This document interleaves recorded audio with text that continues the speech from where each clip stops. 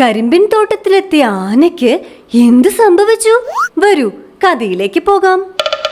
വയലുകളും കരിമ്പിൻ തോട്ടങ്ങളുമുള്ള ഒരു കൊച്ചു സുന്ദര ഗ്രാമം. അവിടെ വീരൻ എന്ന ഒരു കൃഷിക്കാരൻ ഉണ്ടായിരുന്നു. നേരം വെളുത്തല്ലോ. ശരി, ഞാൻ എന്റെ കരിമ്പിൻ തോട്ടത്തിലേക്ക് ചെല്ലട്ടെ.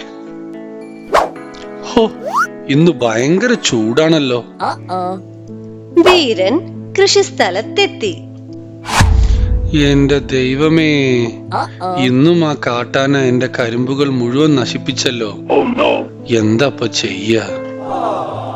അങ്ങനെ സങ്കടത്തിലായ വീരൻ വീട്ടിലേക്ക് മടങ്ങുന്നു. പോകുന്ന വഴിയിൽ തന്റെ സുഹൃത്തായ സാറ എന്ന വരയൻ കുതിരയെ കാണുന്നു. എന്തു പറ്റി ആശാനെ? സങ്കടത്തിലാണല്ലോ. അതെ, എന്തു ചെയ്യാനാ? എന്റെ കരിമ്പിൻ തോട്ടം ആ കാട്ടാന പിന്നെയും നശിപ്പിച്ചു. ഇനിയിപ്പോ എന്താ ചെയ്യാന്ന് എനിക്ക് അറിയില്ല. ആശാൻ വിഷമിക്കണ്ട, ഞാൻ പോയി ആ ആനയോട് സംസാരിക്കാം. ശരി, എന്നാൽ പോയി സംസാരിച്ചിട്ട് വാ. 12 seconds later.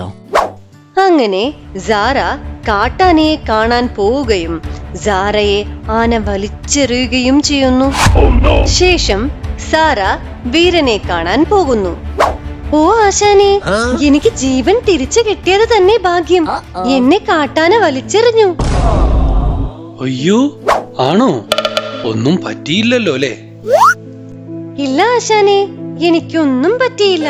ആശാൻ എന്റെ കൂടെ വാ, നമുക്ക് പാണ്ഡുവിനെ കണ്ട് ആലോചിച്ച് ഒരു പരിഹാരം കണ്ടെത്താം. അങ്ങനെ അവർ പാണ്ഡുവിനെ കാണാൻ പോകുന്നു. 20 minutes later. ആഹാ, ഇതാരൊക്കെയാ? എന്താ വിശേഷം? എന്തോ സങ്കടത്തിലാണല്ലോ. എന്റെ കരിമ്പിൻ തോട്ടങ്ങളെല്ലാം കാട്ടാന വന്നു ദിവസേന നശിപ്പിക്കുന്നു. ഇതിനൊരു പരിഹാരം കണ്ടെത്തിയേ പറ്റൂ. ഇത്രയുള്ള കാര്യം. ഞാൻ പോയി ആ കാട്ടാനയുടെ പിന്നിൽ ഒരു സൂചി കൊണ്ട് ഒരൊറ്റ കുത്തു കൊടുക്കാം.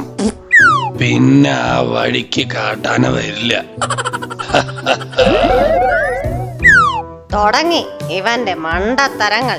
കുറച്ച് മിണ്ടാതിരിക്കിടിങ്ക. നമുക്ക് എന്തെങ്കിലും വഴി കണ്ടുപിടിക്കാം. പക്ഷെ കാട്ടാനയായതുകൊണ്ട് ഇത്തിരി ബുദ്ധി ഉപയോഗിക്കേണ്ടി വരും. തക്ക സമയം കുഞ്ഞിക്കിളി ആ വഴിക്ക് വരുന്നു. Later.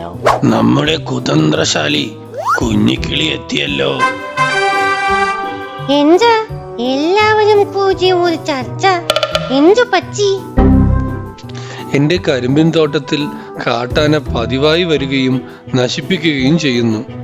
ഇതിനൊരു പരിഹാരം എത്രയും പെട്ടെന്ന് കാണണം. ഓ, അത്രേ ഉള്ളോ?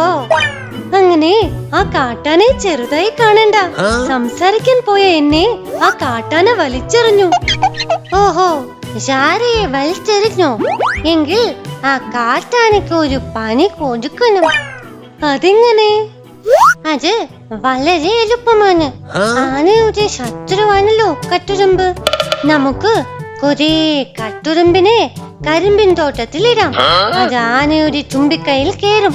അതോടെ ആനയുടെ കാര്യത്തിൽ ഒരു തീരുമാനമാകും.